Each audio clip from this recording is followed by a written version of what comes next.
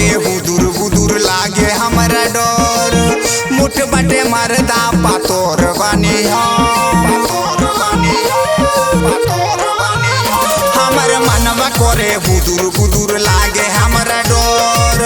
मुठ बाटे मरदा पातोर बानी हम मन करे मर जाई खाके जहर। हमर मनवा करे हुदुर बुदुर लागे हमरा डर।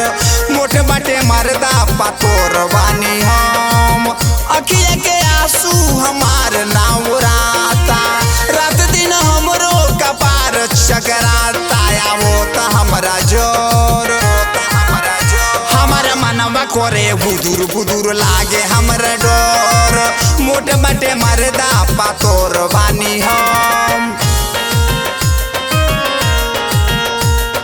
Music by R.P. Chandan Studio.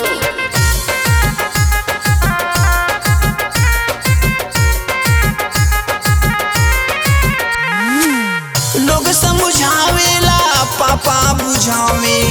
Mummy के बतिया हमरा नहीं भावे। बाती काटे धावे काटे धावे काटे धावे। लोग समझावेला पापा बुझावे। मम्मी के बतिया हमरा नहीं भावे। बाती काटे धावे। हमरा के देख के वो खूबे मुस्कुराता। ओकरा के देख के जियारवा धुक धुकाता। जाइब न ओकरा घर।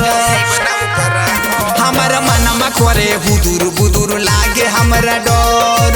मोट बाटे मरदा पातोर बानी हम मन करे मर जाई खाके जहर। हमर मनवा करे हुदुर बुदुर लागे हमरा डर। मोट बाटे मरदा पातोर बानी हम।